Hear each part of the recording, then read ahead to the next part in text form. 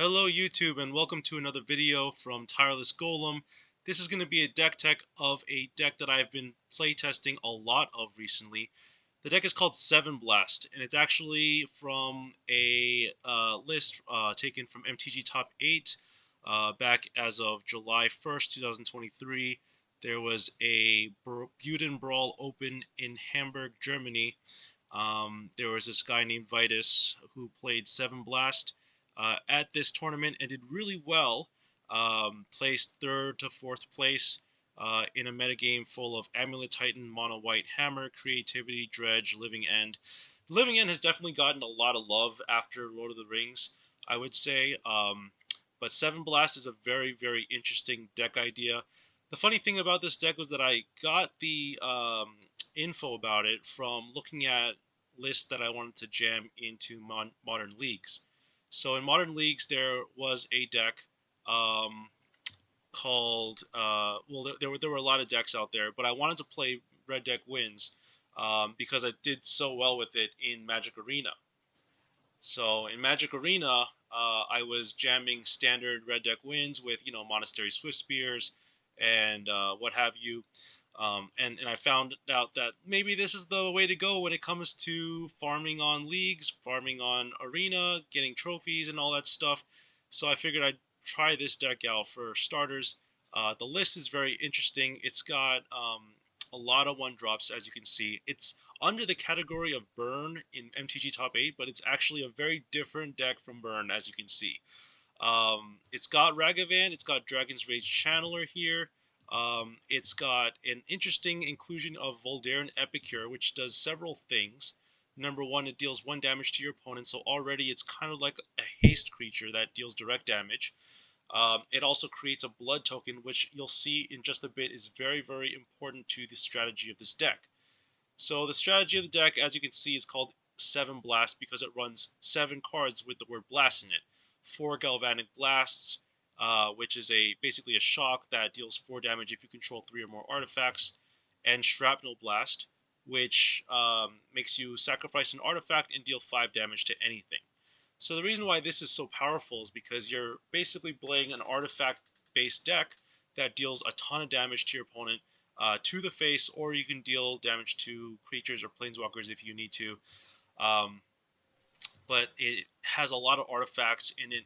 Only 7 actual artifacts, but you can also develop your board full of artifacts with Voldaren Epicure, treasures from Ragavan, and also constructs from Urza Saga. So it's a very janky deck if you can think about it, but if you really stop and think, it's got Urza Saga, it's got Ragavan, it's got Dragon's Rage Channeler, it's got 4 Lightning Bolts. So it's a pretty sizable deck with some very powerful cards in it that are not to be scoffed at. You also got 2 Underworld Breach. Now my deck is a little bit different because it runs 2 Underworld Breaches in the main. I believe the deck from Vitus has let's see, yeah, 1 Underworld Breach in the side and 2 in the main. Underworld Breach is very important in this deck because it allows you to play cards from your graveyard. It lets you go nearly infinite with Mishra's Bauble and Dragon's Rage Channeler if you have enough Dragon's Rage Channelers on the battlefield. You also have payoffs like Gleeful Demolition, which not only destroys opponents' artifacts, just in the main, like in game 1 you happen to have artifact hate, but it also allows you to create 3 1/1s, which you'll find out is actually a very important thing to do sometimes. You just might need to just swing for 3 power on the field. Let's see. So I also have the one thing that I did here in this deck was I ran 1 Lava Spike, and that was partly because I took the deck from Vitus, I modified it a little bit, I played it in leagues. I actually did pretty well with it.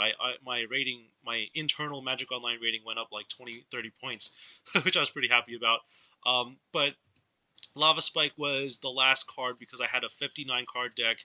I ended up including a second Pyrite Spellbomb in the main, cutting the Soul Guide Lantern. I felt like that was a good card in the main against certain strategies, but there were a lot of times where Graveyard Hate was just not needed. Experimental Synthesizer is also a great card as well because it allows you to dig deep, and most of your cards are either 1 mana or lands or 0 drops. so you happen to have a very good shot at just playing the top of your card, either a land drop or 1 mana spell. Moving on to the sideboard, we have Jegantha as our partner, which makes sense because we can just have it, and it's there if we need to have it.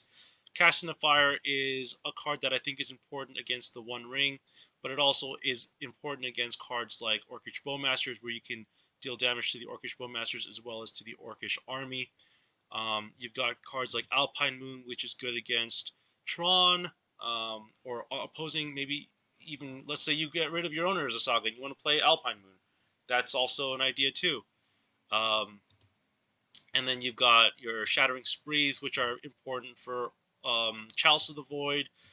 You have Casting the Fire for that as well. And Pyroclasm is good against certain decks that run elves. It hits your Delighted Halflings. It's also very good against. I mean, it's kind of good against like Solitude, but there's a lot of the free elementals like Fury have 3 toughness, or in the case of Endurance 4 toughness. So you do have to be careful about that. But you do have this 0 and 1 drop artifact package here. Shadowspear is great for if you want to get rid of the indestructible on the One Ring and kill it with your Gleeful Demolitions. That is one option. You can also search for it from your Urza Saga, which is good. You got Pithing Needle, which I think is an absolute staple in the format, as long as Urza Saga is a staple. Tormod's Crypt I'm not too excited about. It's just there if I need to. It's there if I do not have Soul Guide Lantern on hand. Pyrite Spellbomb, your 3rd copy, and I think that's about it. So let's go ahead and get started putting this into a game. We'll go ahead and just go into practice games. I feel more comfortable playing practice games when it comes to streaming and making content, only because it's a lot less stressful for me, and it's also there's no real risk of like anyone stream sniping me or anything like that. But anyway, we'll go ahead and get started with our game 1.